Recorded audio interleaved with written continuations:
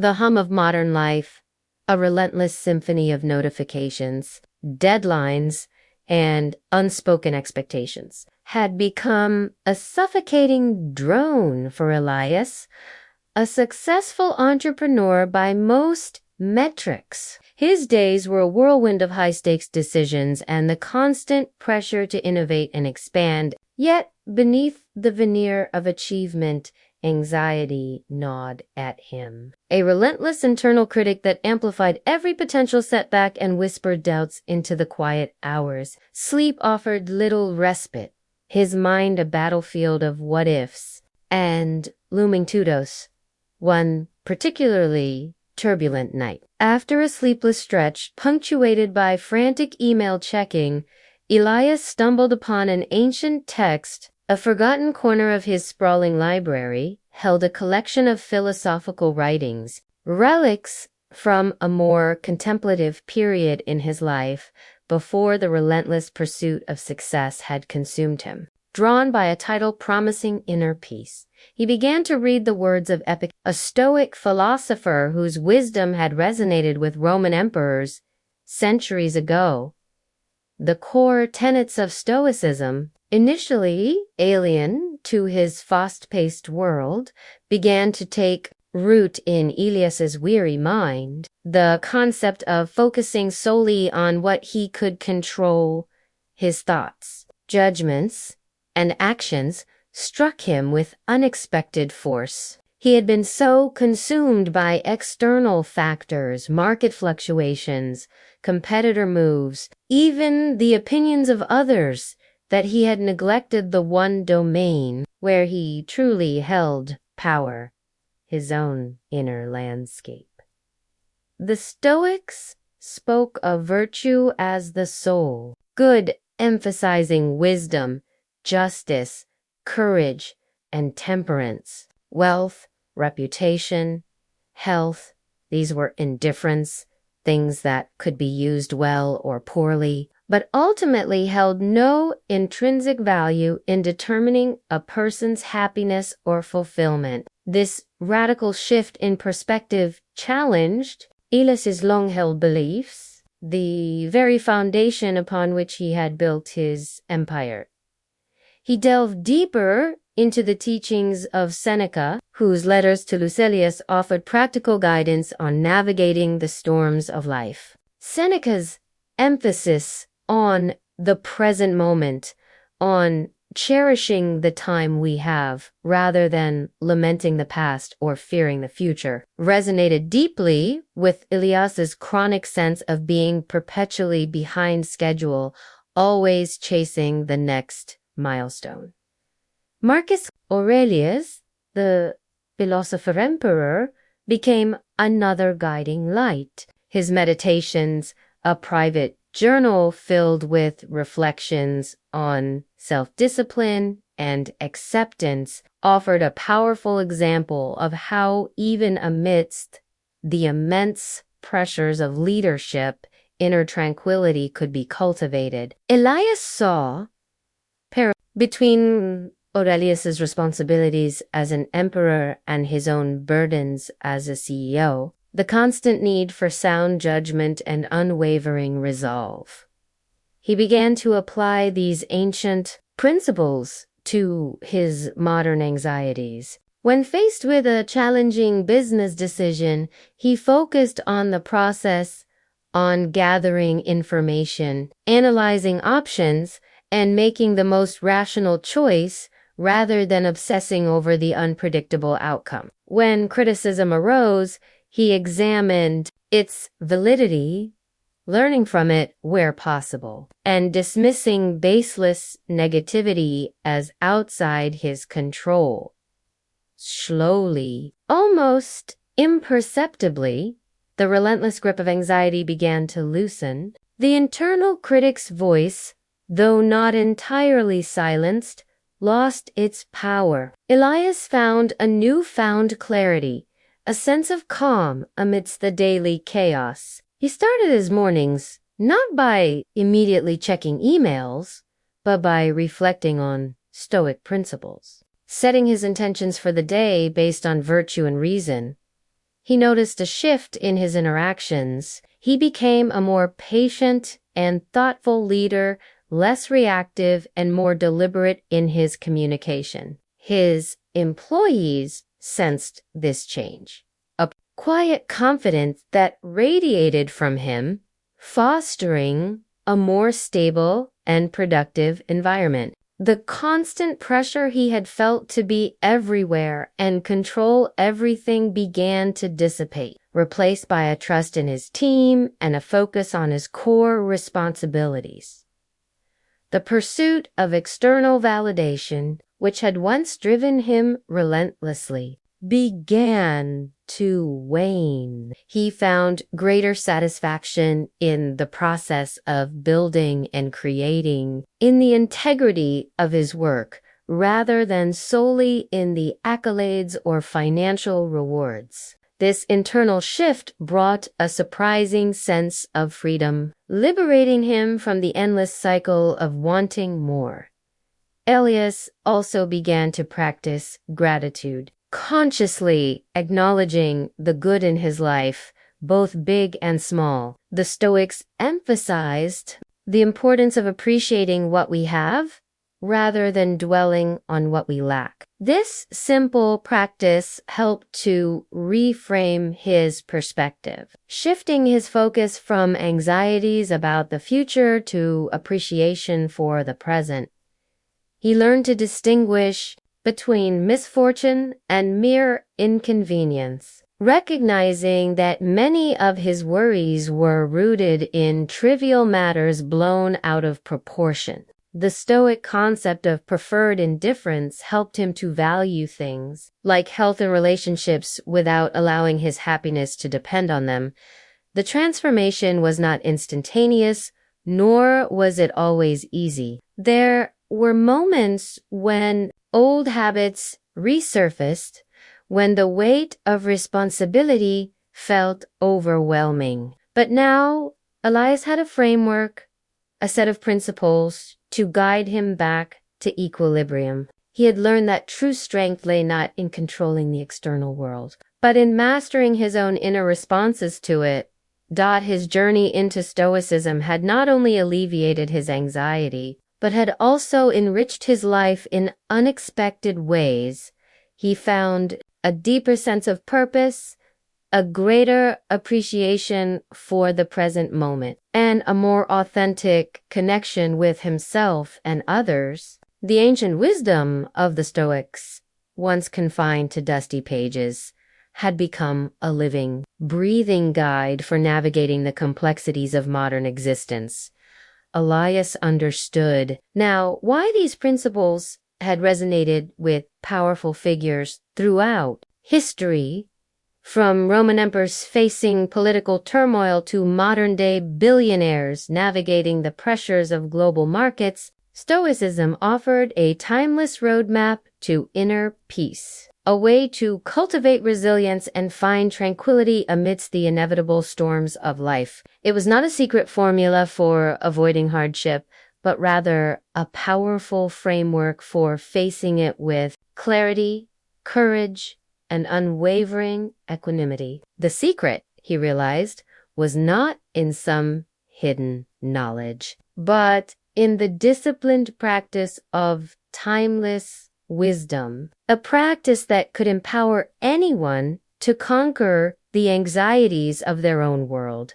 The true test of his new philosophy came not on calm days, but in the form of a perfect storm. An unexpected economic crisis swept through the market, decimating competitors and evaporating investments. The panic was palpable in the air, in the urgent phone calls and emergency meetings. In another time, Aurelius would have been at the epicenter of this hurricane of anxiety, working 36 hours straight, fueled by coffee and fear. Now, as his peers made hasty decisions, Aurelius summoned his leadership with a serenity that was in itself a message of strength.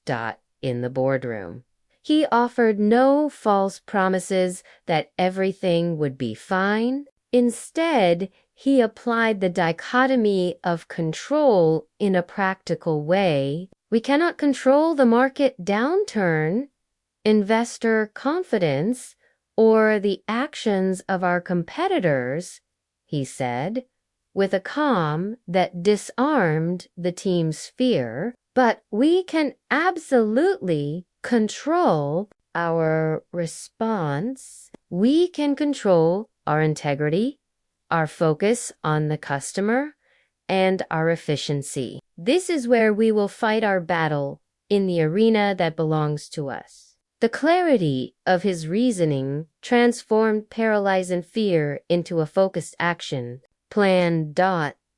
In the months that followed, while other companies crumbled under the weight of their own overreactions, Elias's navigated the crisis with remarkable resilience. They made difficult but fair decisions, protecting the core of the team and strengthening their relationship with customers. At the end of the turmoil, the company had not only survived but had emerged stronger and more respected. It was then that his directors, amazed by his leadership, asked him what his secret was. For the first time, Elias openly shared his journey with Stoicism, not as a sermon, but as the sharing of a tool that had saved him. This experience solidified a new mission in his mind. He realized his purpose was no longer just to build a successful company, but to build better leaders and healthier work environments. Elias began to invest in mental wellness programs for his employees, bringing the principles of presence, emotional control into the company culture. He created a foundation to promote practical philosophical education in schools and universities, believing that this ancient wisdom was the most powerful tool to prepare new generations for an unpredictable world. Years later, Elias found himself in his library, no longer a man fleeing his own mind, but a gardener tending to his inner garden. The success of his company had become almost secondary to his new definition of wealth. He looked at the letters from young people who had been impacted by his foundation, at the collaborative environment that flourished in his offices, and he felt a peace that no balance sheet could ever buy. The secret of the Stoics, he concluded, was not just a method to destroy personal anxiety. It was a map to build a life of purpose and a legacy of true strength, and in a fortress that no external crisis could ever shake. 10 new paragraphs continuing. The story, however, mastering the storms of the marketplace and the anxieties of the mind, did not mean he had ceased to be tested. A new, more subtle challenge arose, not in the boardroom, but in the quiet of his own home. His adult daughter, who had watched his transformation with a mixture of admiration and concern, confronted him after a family gathering. "Dad," she began, her voice gentle but firm, "I'm proud of the peace you found, but sometimes... it feels like you're a million miles away. It's like you've built your fortress so high that you've forgotten how to let the drawbridge down." Her words struck him with more force than any market crash. He had become so adept at managing his impressions and maintaining equanimity that he hadn't realized it could be perceived as detachment. In his quest to not be overwhelmed by emotion, had he inadvertently shielded himself from true connection? He saw the truth in her eyes. His tranquility had, at times, bordered on a cold and distant calm, insulating him not just from pain, but from the full, messy, beautiful spectrum of shared human feeling.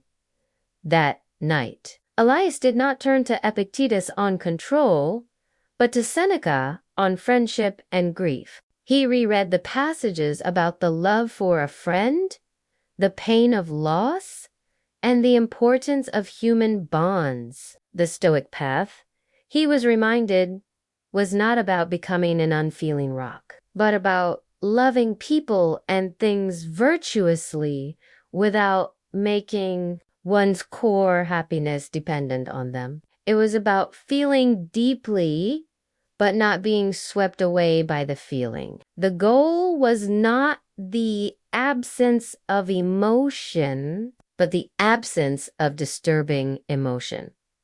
The next day, he approached his daughter, not with a philosophical discourse, but with an open heart. He acknowledged her feelings, validating her perception without becoming defensive. He spoke of his own fears and how his practice was a work in progress. It was a conversation of profound connection, one in which his vulnerability became a bridge rather than a weakness. In that moment, he learned a deeper lesson.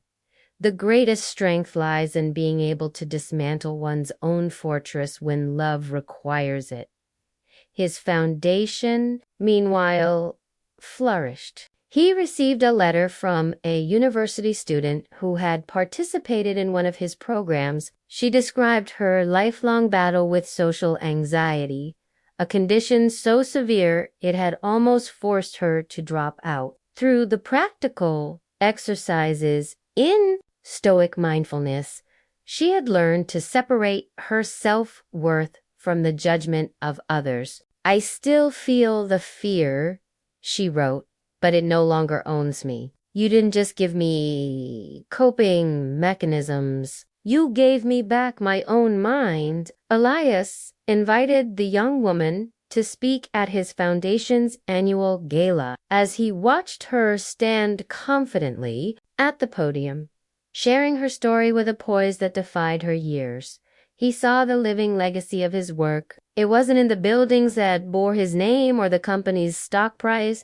It was in the resilience of this single human soul, a reflection of his own journey now multiplied. This, he knew, was a return on investment that could not be quantified. The ultimate test of his philosophy, however, came quietly and without warning. His oldest and dearest friend, a man with whom he had shared 6 decades of laughter, struggle, and life, passed away after a short illness. The grief was immense, a physical ache in his chest. The old Aurelius would have been shattered, lost in a sea of despair. The new Aurelius grieved no less, but he did so differently. He allowed the sadness to wash over him, accepting it as the natural price of deep love.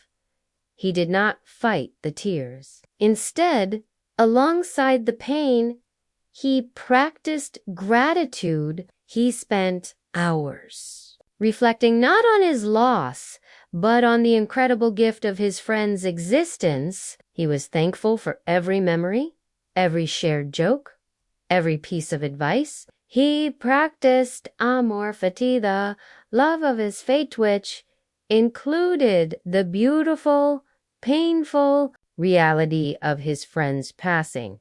Now, in the twilight of his life, Aurelius spent most of his time mentoring. He had chosen a successor to lead his company, a bright young woman, not for her ruthless ambition, but for her profound character. He taught her about balance sheets and market strategies, but he spent far more time walking with her through the gardens behind his office, discussing Marcus Aurelius and the nature of wise leadership. He had finally understood the secret on the deepest level. It was not a destination of permanent calm, but a continuous, active practice, the art of living itself. It was a daily choice to focus on what he could control, to act with virtue, to love without being enslaved, and to accept what he could not change with grace. His anxiety had not been destroyed. It had been integrated into a larger, more meaningful existence. its power dissolved, not by fighting it, but by building a life in which it no longer took center stage. The secret was, and always had been, in the practice.